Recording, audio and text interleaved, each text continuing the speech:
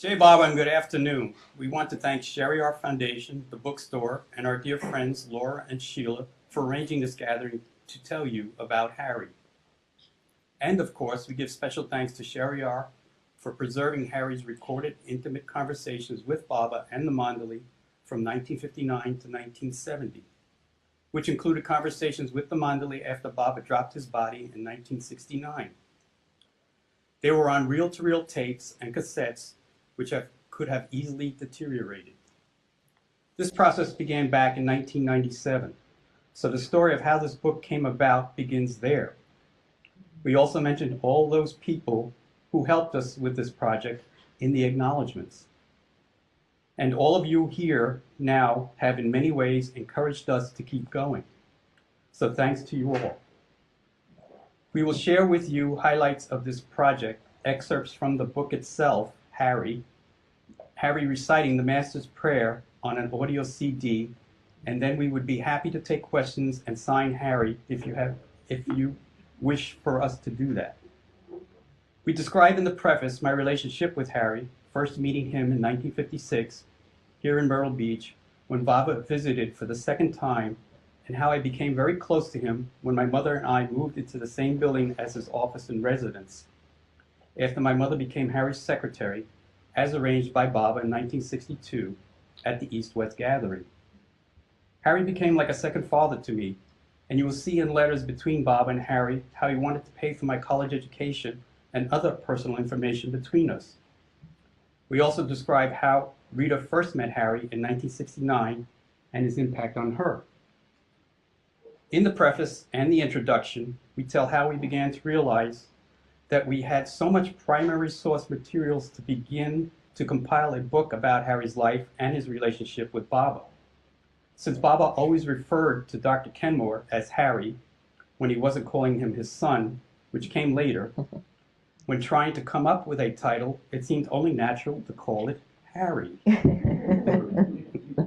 The first excerpt is from the preface, and for any of you that have books, it's page Roman numerals XIV.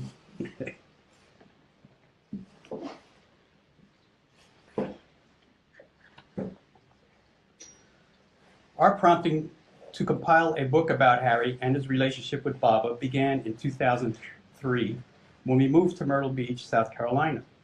We were completing a book, The Circle of Life and Death, at the time.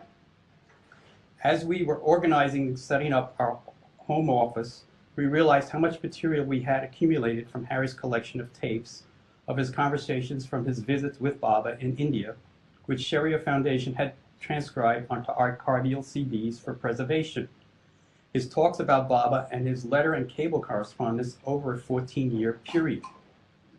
Finally, in 2013, we began the process of listening to and reading through all of these materials. We then decided which conversations to transcribe from the CDs and what letters and cables to use for this book. Also, many of the young Baba lovers in the late 1960s, now grown up, were generous to share their experiences of their time with Harry, Erich once told Harry on his last visit to Merazad that he needed to share his experiences with Baba. He said Harry had a unique way of using language to interpret Baba's messages. This was also told to Harry in 1962 by a well-known astrologer, Sir Hugh McCraig. Harry, he said, had the ability to combine his talent of creative writing with his ability to use psychology to present Eastern philosophy in a new way for the Western world. So as we began to write Harry's story, we realized that Harry himself was doing his own writing through his collections of talks, conversations, letters, and cables. This project has had a profound impact on us as we interacted with the conversations and correspondence of this lion of a man and mandali of Meher Baba, and with Meher Baba himself, the God-man of the age. We understood that this book goes beyond a simple biography, hearing Baba communicating through Erich or other mandali, physically hearing him snap his fingers, clapping his hands. As he gestured his responses, we felt we were in his presence. Baba also shared with us his own physical suffering through the conversations he had with Harry and Dr. Gore, recorded on tape as they worked together to alleviate his physical suffering. Looking through this window into Harry's life, we are able to participate in their world, and it is through Harry and Baba's own words. We hope this presence is communicated to you so you will also enter into this experience and glimpse this love they shared together.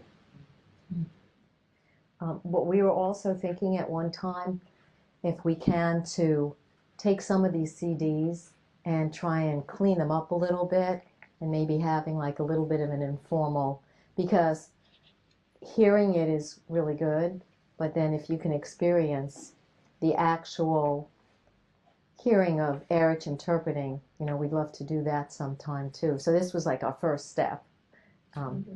So this next excerpt is from the introduction, and that's on page, it's the 17 Roman numeral, and just a couple of passages here. So Harry, the story of Dr. Harry Kenmore and his life with his beloved pop, Mayor Baba, unveils a heartwarming and intimate side of what life was like with Mayor Baba and his mandali through a family-style casual conversation that took place in Meherazad and Guru Prasad. And we were really grateful to Baba for allowing and even encouraging Harry to record these intimate talks. So we were able to hear and transcribe Baba's own words, interpreted mostly by Erich, on the audio tapes. And we'd even hear Baba refer to Harry's recorders on many occasions as the babies. And so when Baba would arrive on each visit, Baba would ask if he brought the babies with him. Baba would also tell Harry to shut the baby when he didn't want something recorded. And when we were listening and he would do that, we'd go, oh no, what are we missing? But at least there was something. There was one talk where Bob was talking about the Om word, and how the Om word was the beginning of everything. And he's going on, and he says, now I will tell you in detail what it's about. And he says, shut the recorder. Yeah. That was Baba, so we couldn't. Yeah. Yeah, you could just see Baba with a twinkle in his eye for all of us. It's like, well, you'll have to just wait. You might have been afraid that that Om word, the description would have melted the Probably.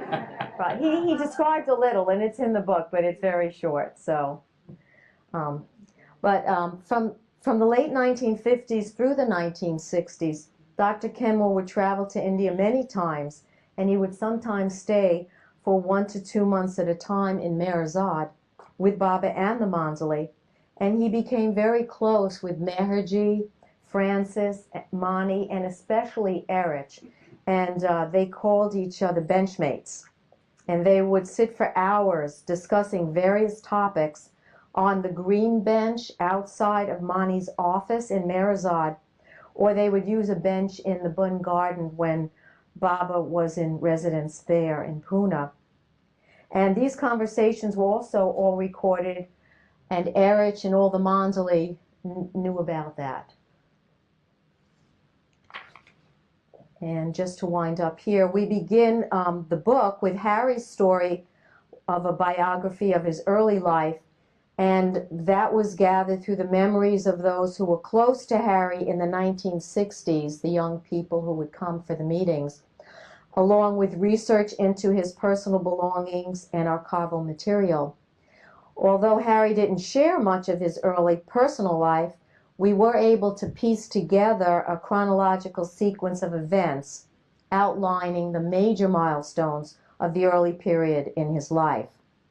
But once Harry met Mayor Baba in 1956, we were then able to delve into his story with more detail through this correspondence that began in 1957 between Baba and Harry.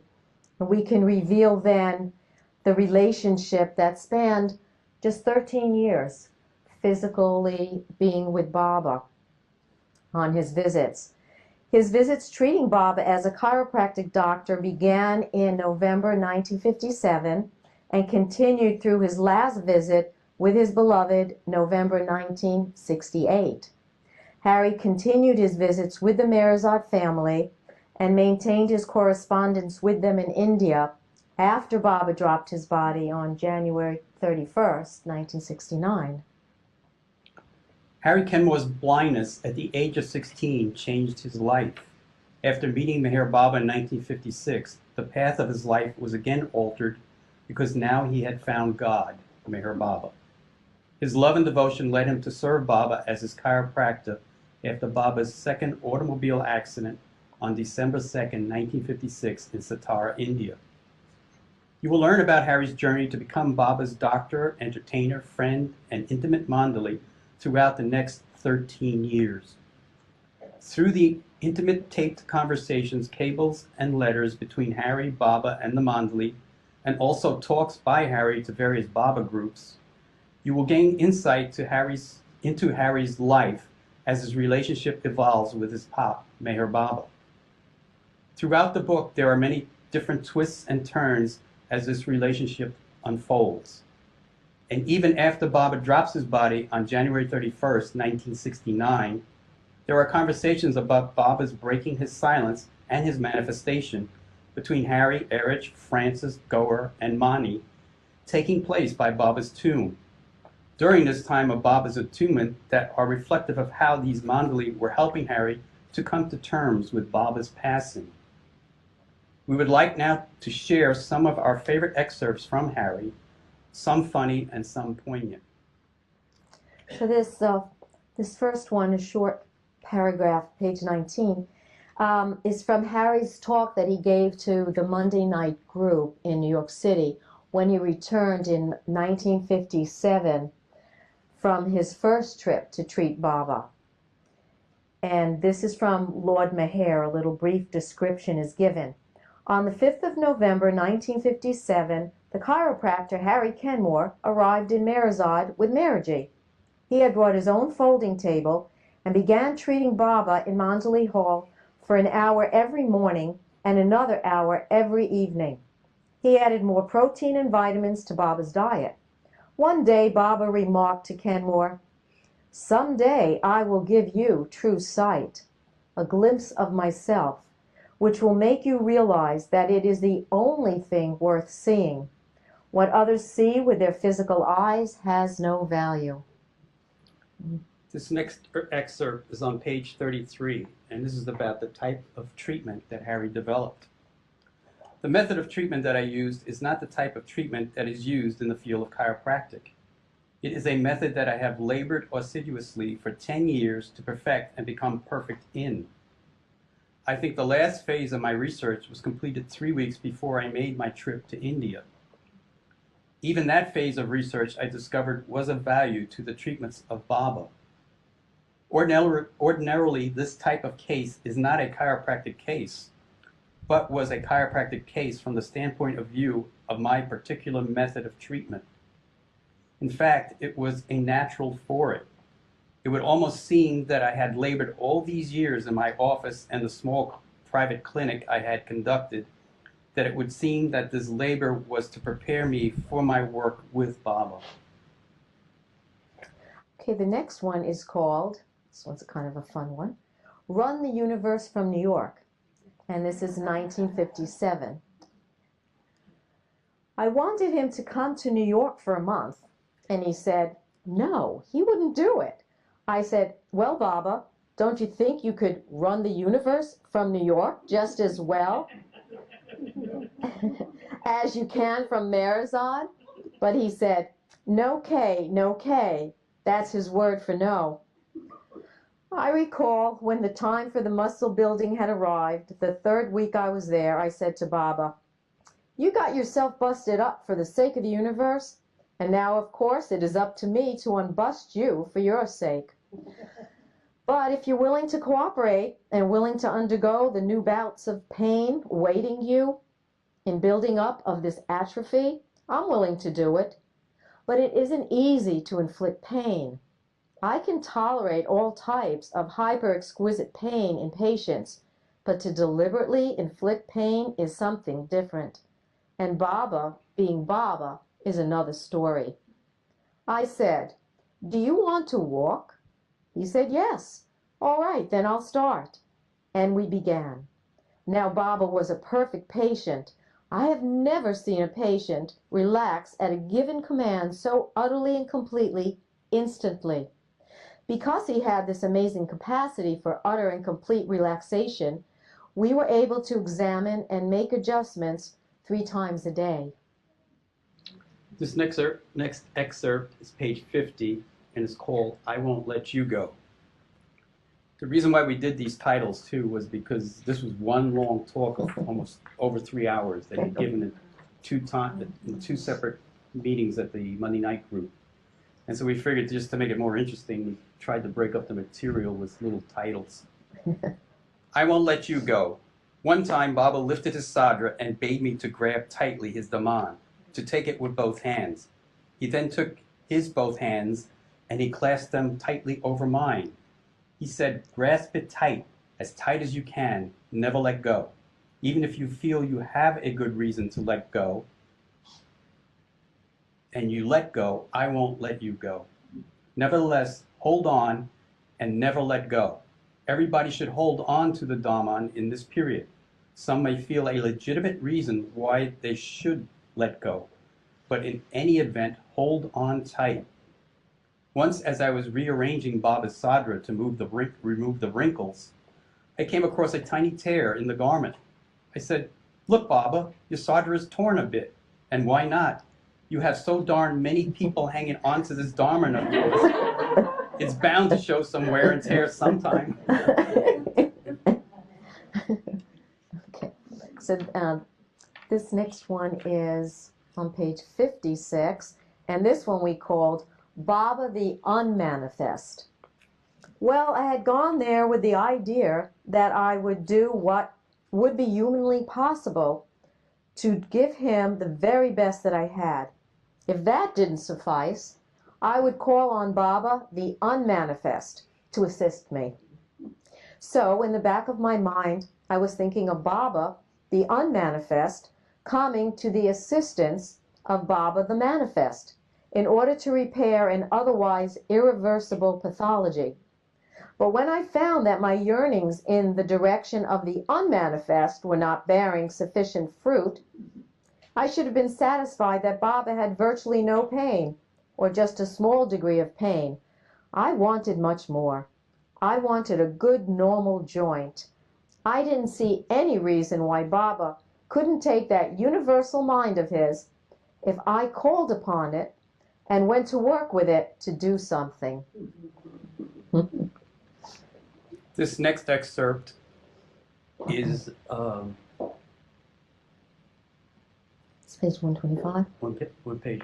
125. Right. It's September 3rd, 23rd, 1959. Baba is with Harry and the Mandali in Mandali Hall, and it's called Different Angles. Now Baba says to Harry, did you sleep last night?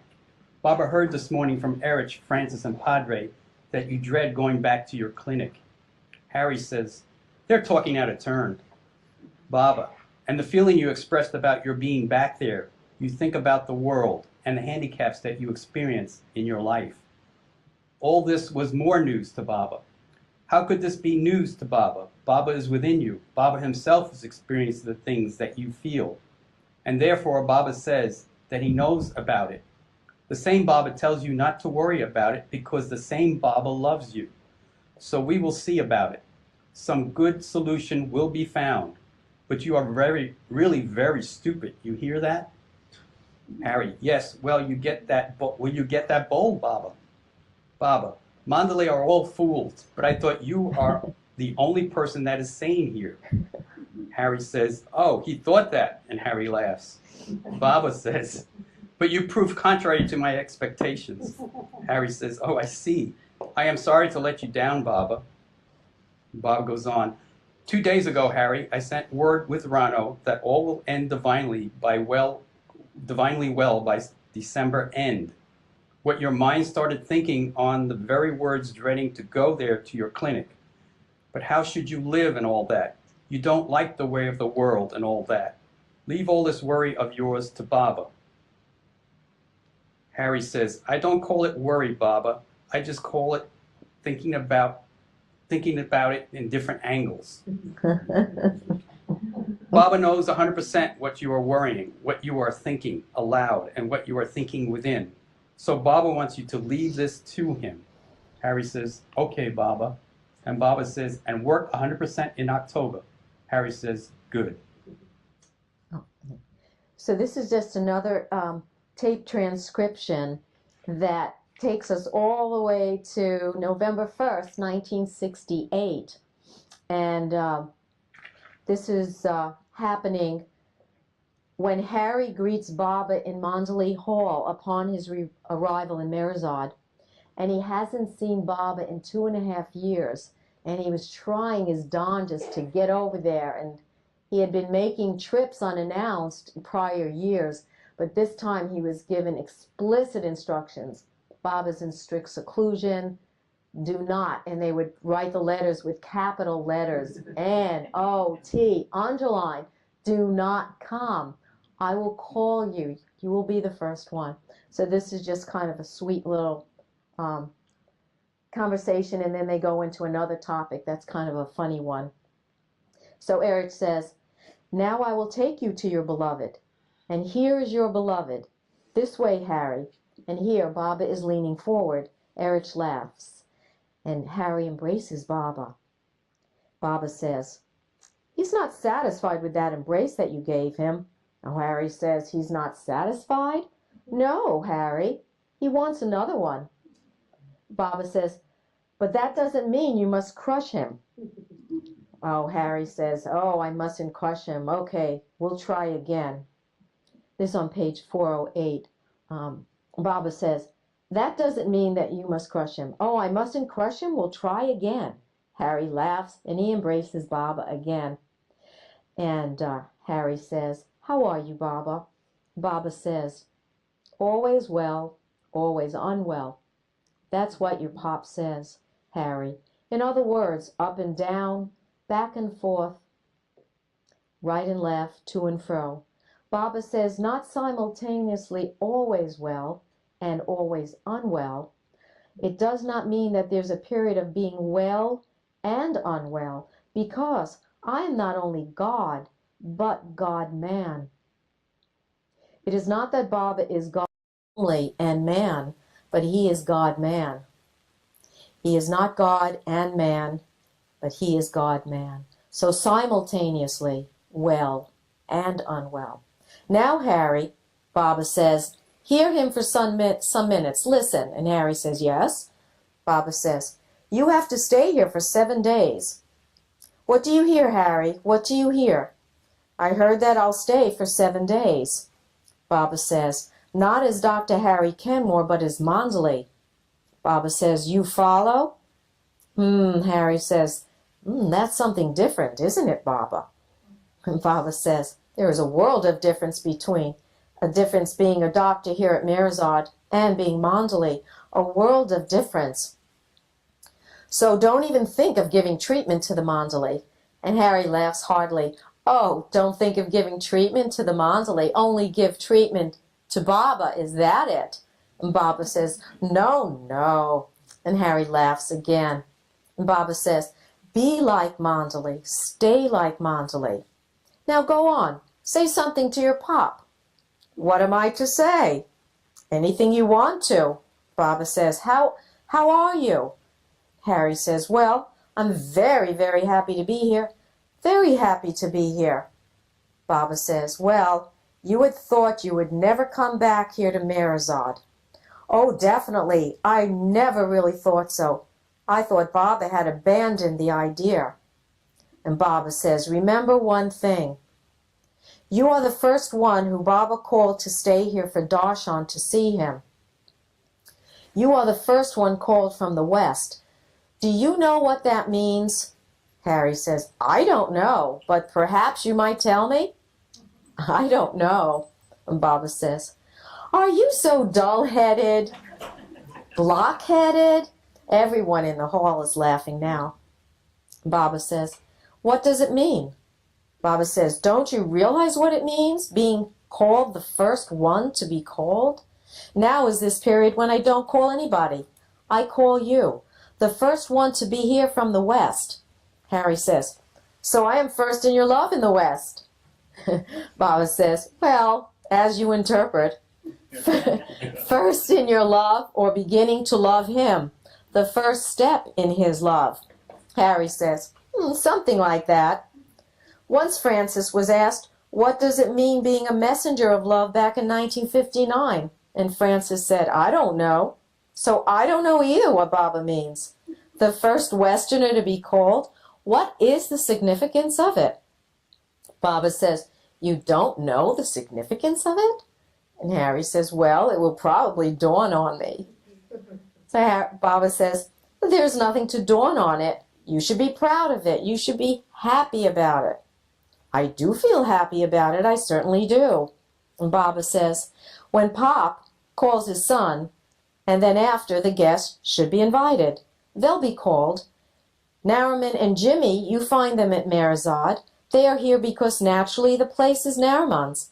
So Nariman comes here for the work of the lands, and Jimmy has been called for some work. 4 days they have been here, and they are leaving today with Margie in his car. Says Harry. Baba says, so it means I don't see anyone. I stop seeing people. I don't see anyone. And Harry says, I see. Baba says, and Baba had sent a message to you that when Baba starts seeing people, he will call you, the first one from the West. And Harry says, correct. Baba says, so now it means somehow or other the doors are beginning to creep open for the others to come. And Harry says, oh, probably that's what it means. Baba says, but not now. And Harry says, not now? Later? Baba says, it will take some months. So this is November 68. Yes, because the hinges have gone very, very rusty, you see. It takes a lot of time for the doors to open. And Harry says, yes, they are only just beginning to open. Baba says, only your strength, you see, can open the doors and you can creep in. And then Harry says, and they are very heavy, these doors. Baba says, yes. Do you know how Baba has to adjust his work, you see, his plan of work? Work means not this work, but his other work also. He has had to make special adjustments in his routine of work when he called you here. And Harry says, yes. Baba says, you have no idea of such things. No one could have any idea of such things. Harry says, it's very difficult. Baba says, it is an adjustment which one has to adjust, you see. But I did it lovingly. Why? Because you love me so much. Your love for me is 100%. And therefore it matters little for me to adjust my work when I call you. Baba says, and I have done it. Harry says, yes. Baba then says, have you been following? And Harry says, yes. See, now Baba changes the topic and does something kind of fun after something that's pretty, I think, was intense. So Baba says, what are all these wires all around? And Harry laughs. So I came from Mars. Well, you told me, Baba, to bring a big baby and a little baby. Well, this is the little baby, Baba.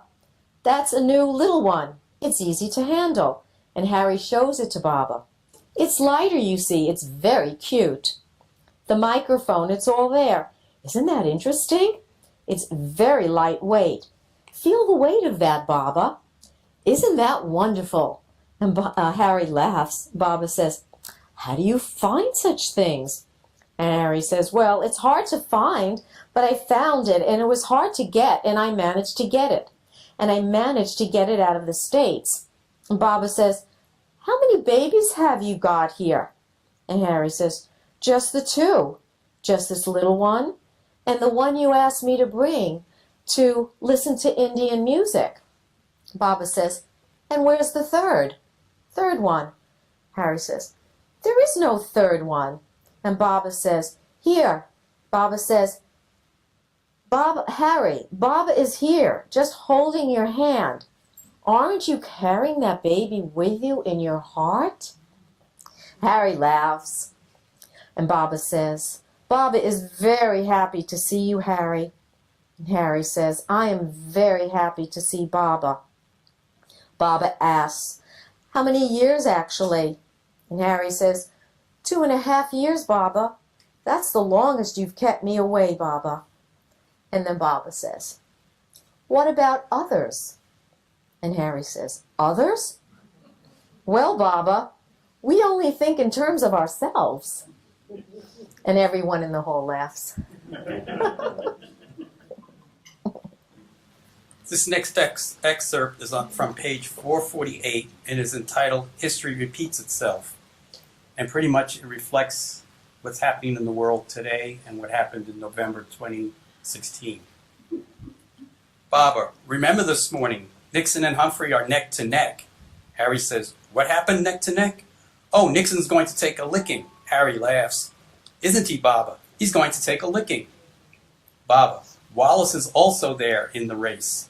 If Wallace had not stood, Humphrey would have won by now. Harry says, say that again? Baba, had Wallace not stood, he's in the way. Harry, Humphrey would have won.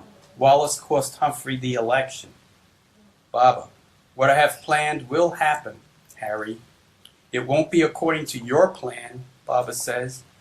Whatever Baba has planned will happen. And Harry says, you just want to make it rougher and tougher, right, Baba? And Baba says, yes. Then Baba snaps his fingers to move on to another conversation.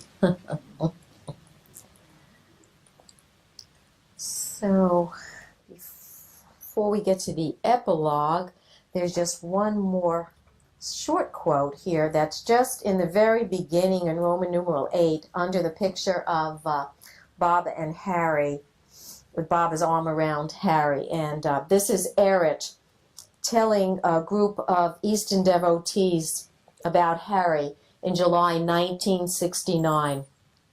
Harry was the one who was very close to Baba. Baba used to call him his very dear son, and he would address Baba as his pop. My pop. Where's my pop? He would address him in letters and all that. God and Pop. His friend, his companion, everything he was in this world. His world and activities just revolved around Baba after he met him in America for the first time. I think we have time to do that. No, I don't think so. Okay. So now it's the epilogue. Yeah, the epilogue. And then there's... Read from the epilogue. Had Harry not been born blind in his life, had Harry not been born blind, his life would have been so different. As Baba once told him, he would have become a world-famous surgeon. He might not have experienced the grace of the Master, been buried on sacred ground in Lower Mehrabad, or even become a seeker of God. His career of alleviating the suffering of his patients would have been his life's purpose. But Harry's life was always being guided by the watchful eye of Meher Baba. His blindness was a gift by his Master. There was no karmic link to his disability. This life of his was to be very dramatic, challenging, and passionate, with one goal alone, to become mandali of Meher Baba and to see Baba as he truly is. His love for his beloved God had a depth few of us can conceive. His love and service to Baba was 100%, as told to him by Meher Baba.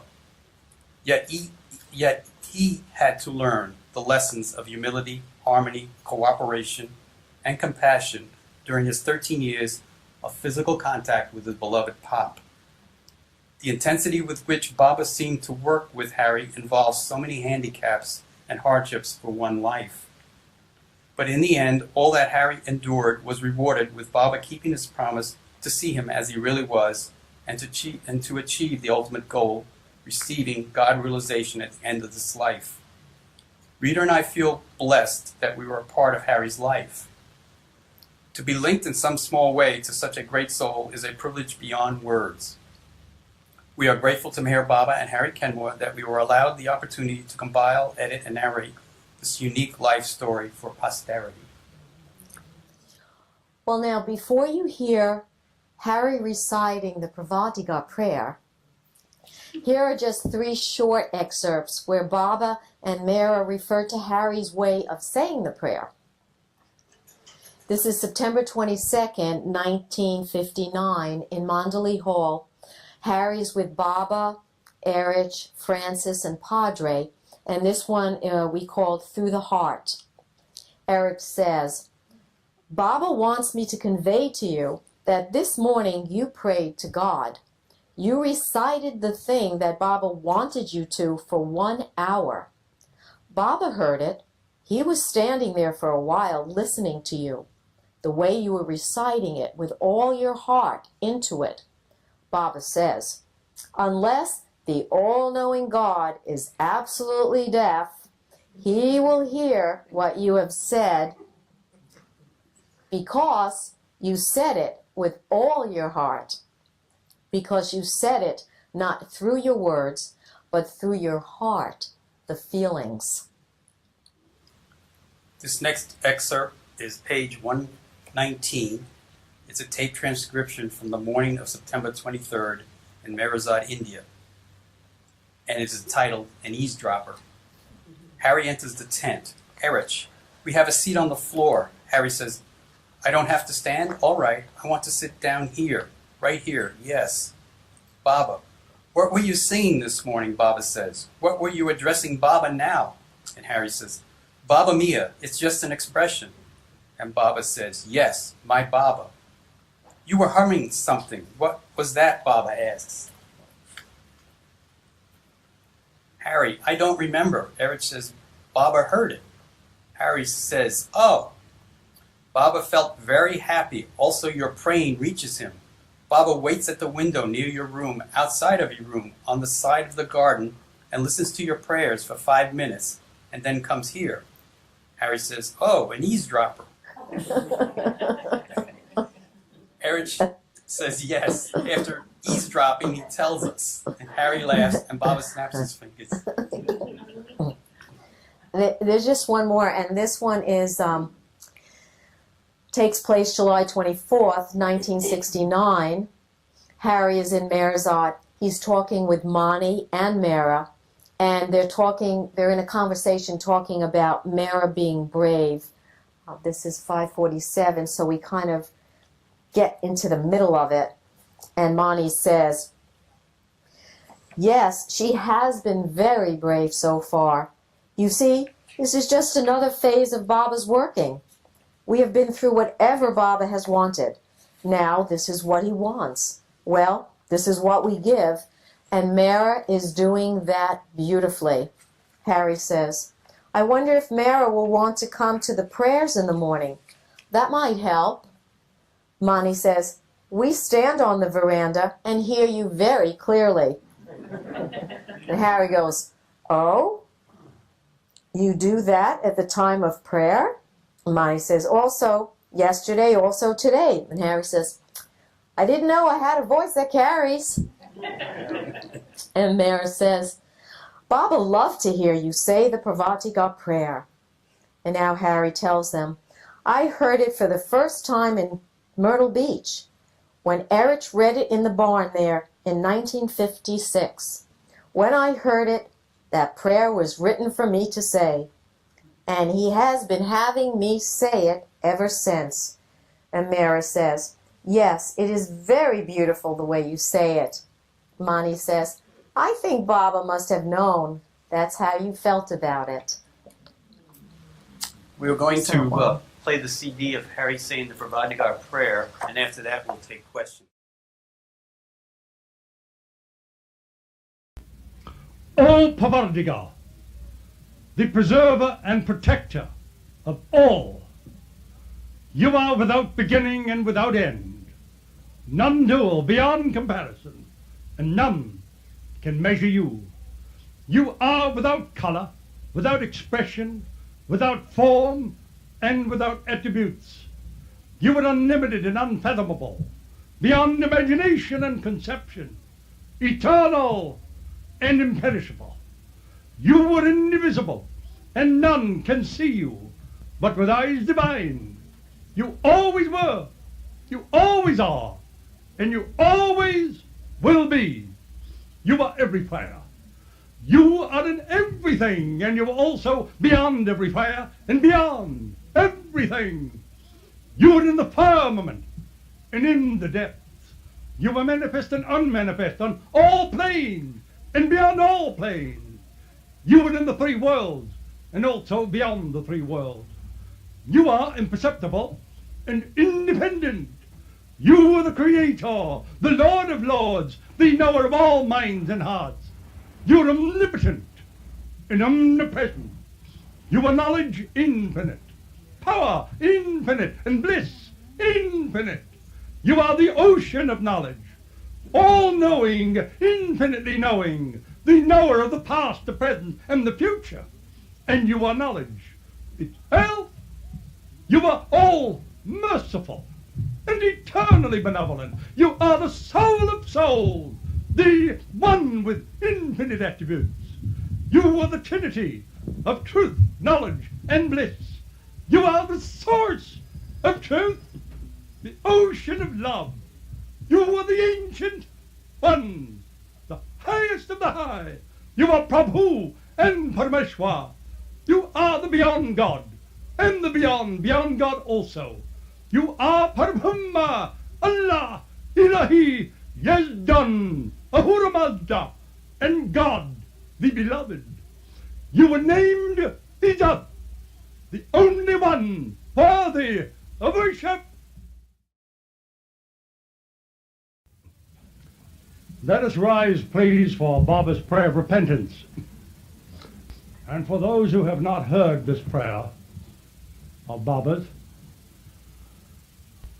the word sin in Baba's prayer is derived from its ancient derivation in Greek archery, which meant missing the bull's eye.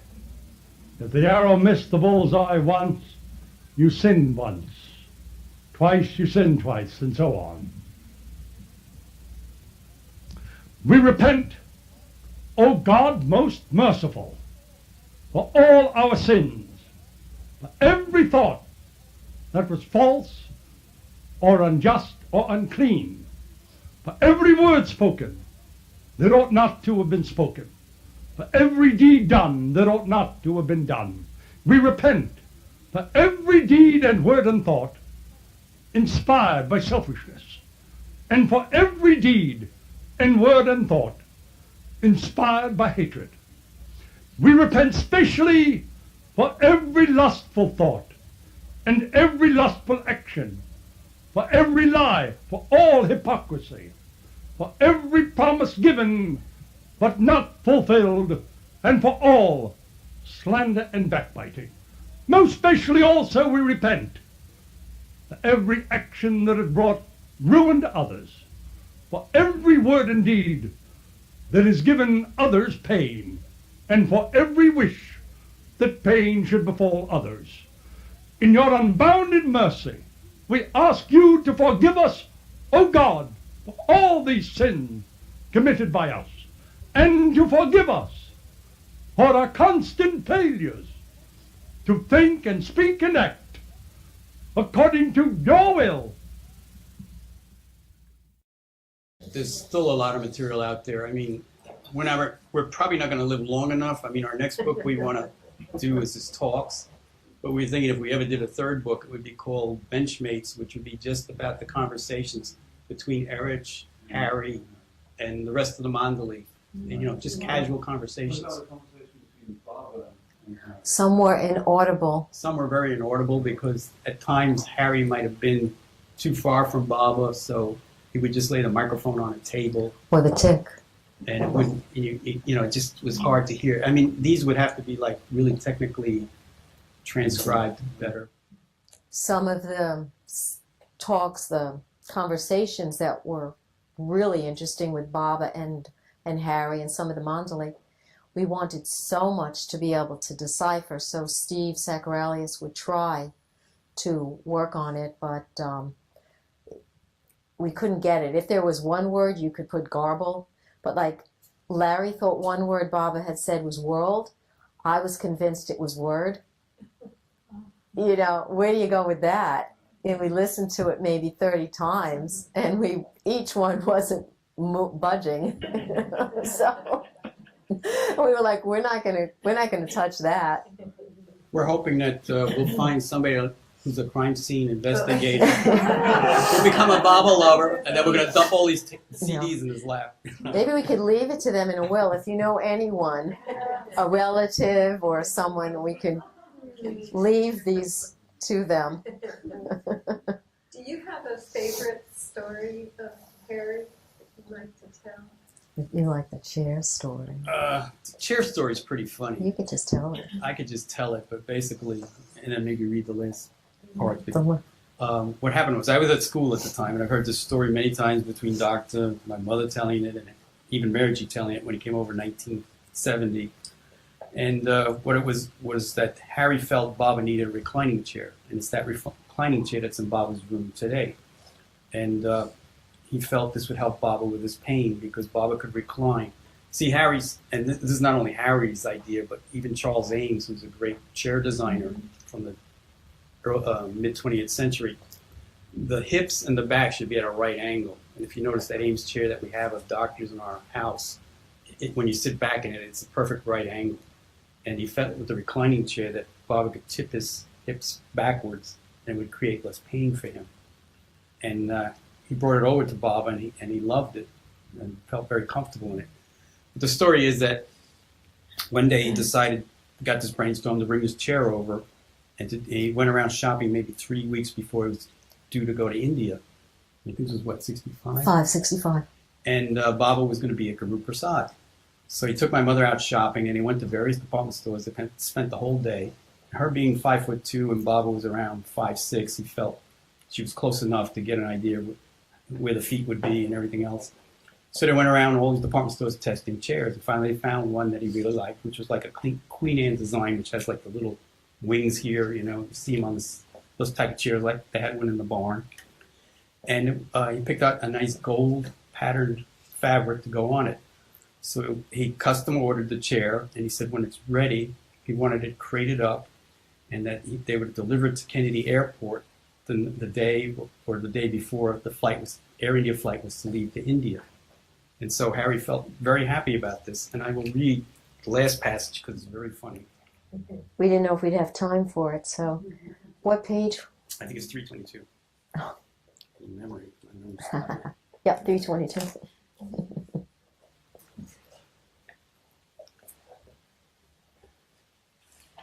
Okay, I'll just pick it up from... Because it was supposed to be a surprise for Baba, too.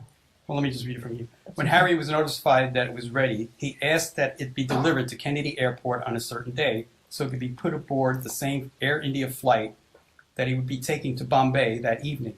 Well, the chair arrived as planned and was put on the flight. My mother and several other Baba lovers saw Harry off that evening, making sure that the chair was traveling with Harry.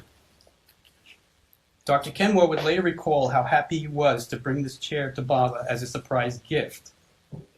When he arrived in Bombay, he was met by Maharji Kakaria, who brought along a small truck so they could drive the chair to Pune. After they picked up Harry's luggage and checked through customs, they went over to the freight terminal to pick up the chair. After a long search, no chair was found. Air India said they would put a tracer on the package crate. Harry, as you can imagine, became extremely upset and disappointed. Maharji suggested that they proceed to Pune and wait for a call from Air India. The next day, the call came from Air India to tell them that the chair was not taken off the plane at Bombay, but had continued all the way to Bangkok, Thailand. Air India said they would get it on the next return flight to Bombay. In the meantime, Harry had to tell his pop about his surprise for him. He had so wanted it to be a surprise gift for him, but Baba told him not to worry, it was okay. The chair finally arrived in Bombay. Harry and Maharji again made the long trek car ride back to the airport, followed by the hired truck. Harry was happy that the chair finally arrived and instructed the porters to put it in the truck that Maharji provided. But the customs agents told Dr. Kenmore that he would first had to pay customs duty on the chair. This was the straw that broke the camel's back. Dr. Kenmore always had a reputation of being gruff and rough. So for a brief moment, there was total silence. Then Harry swayed from foot to foot, balancing on his cane. Suddenly leaning over the customs counter, he banged his fist to get the agent's attention. He said, "You want me to pay duty on this chair when your flea-bitten state-run airline lost it? This was supposed to be a surprise gift for my pop, and now you've ruined it. Who the hell do you think you are? You are lucky the avatar of the age was born in this country. If it wasn't for that, who in their right mind would want to visit this God-forsaken poor country? Now you want me to pay duty, adding insult to injury." Mary G. would later describe that Dr. Kenmore's voice got louder and louder until it boomed all over the freight terminal. The Indian agents began to cower as this lion of a man roared at them like they had never experienced. Mary G. said he stood back and watched, not trying to put a leash on Harry. When Harry was through, the head agent in a meek voice responded by saying, "You're right, sir. It's our fault. You don't have to pay any duty on the chair. Let them through," he shouted to the customs agent. Dr. Kenmore again banged his hand on the counter, spun around to Mary G., and asked him to guide him out of the terminal. When Harry got into the car, he turned to Mary G. and said, "How's that? I got the chair in duty-free."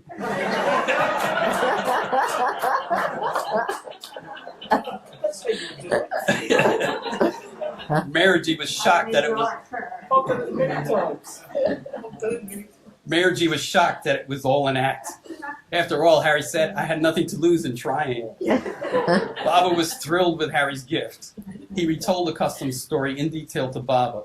Baba chuckled and made his circle sign. When Dr. Kenmore said he didn't have to pay duty tax on the chair.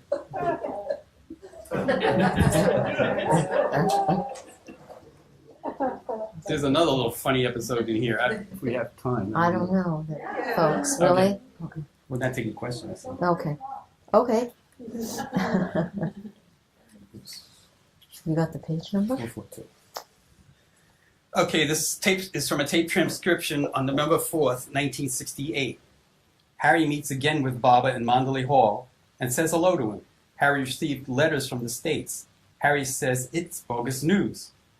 Baba wants to hear them. Harry, "Oh, all right. Which one?" Baba says, "Anna Rosa." Erich, "You tell Baba about what happened, you see." Harry, "Well, I took the 401 Lufthansa Airlines, a German airlines, at 6:45 p.m. Sunday, October 27th. That's to take me to Frankfurt to do my shopping for my hearing aids and the like. He would go to Frankfurt to get, that's where he got that little tape recorder, the Sony. He would go there and get all his electronics. We left my apartment at 5:30 p.m. The trip to the airport should only take about a half an hour or 45 minutes. By 6:40 p.m., we just got across the bridge, the 59th Street Bridge, into Long Island City. We were still miles and miles and miles away from Kennedy Airport. So we stopped, and Anna Rosa runs into a bar and grill restaurant to call up Lufthansa. She asks them to delay the flight. Lufthansa says, "We wait for no one. We leave on time." On time, Lufthansa leaves from New York to Frankfurt. Harry is speaking in a thick, loud German accent to describe this to Baba. They were all laughing. Anna Rosa says, "But Dr. Kenmore is in an emergency and must be on that plane tonight. You must hold that plane." The Lufthansa representative says, "Lufthansa waits for no one. Wait one moment." Then he says, "There is a report that flight 401, flight 401 will be delayed for 1.5 hours. There is laughter in the hall by everyone present. Harry, she scrambles back to the car, and actually they say it was delayed until 7:30 p.m., but she didn't believe it. So Curtis Smith, who was an extremely timid man, very retiring, married to a Moor, he is the driver of the car. Then we start driving on the highway. And this man, I don't think, has ever driven more than 50 miles an hour in his life, He opened up the throttle to 80 miles an hour. 80 miles. He didn't tell us. He only mentioned it in the last letter. Boy, we went there and we arrived there in something like, it was about 8 minutes after 7 p.m., you see. We did that so fast. They grabbed the bags out of the trunk. The airline representatives didn't even weigh them or anything. They just put on the luggage labels, and they gave me the luggage stubs. We ran with the stewardess through Kennedy Airport, and then we went onto the field. They were already taking the staircase away from my Lufthansa flight. And we hollered, "Hey, wait, Lufthansa, Lufthansa." That's all that we said. Do you want water? Do you want No, some? I'm all right. So they put it back, and I scrambled up the stairs. Donald Sprinkle was carrying the heavy blue bag. Anna Rosa and I boarded the plane, and she got me settled in my seat. Then she kissed me goodbye, and I shook hands with Donald, or I kissed him goodbye too. I don't know. And out they went. And as soon as the door slammed, brrr, the engines roared, and off we went. Erich is laughing, and Bob is clapping his hands repeatedly. Harry, I want to tell you, it was simply breathtaking. So they considered that to be a miracle of Baba. And when Anna Rosa went to the Monday night meeting the following night to read the cable they sent me, she illustrated that this was a Meher Baba miracle because Lufthansa waits for no one. Harry says in a loud voice, "There it is." Baba starts clapping again, and all the mandali clap, and Harry laughs. "Baba, but it could wait for Baba, the Baba man." Harry laughs again. Yeah. That's it. Yeah.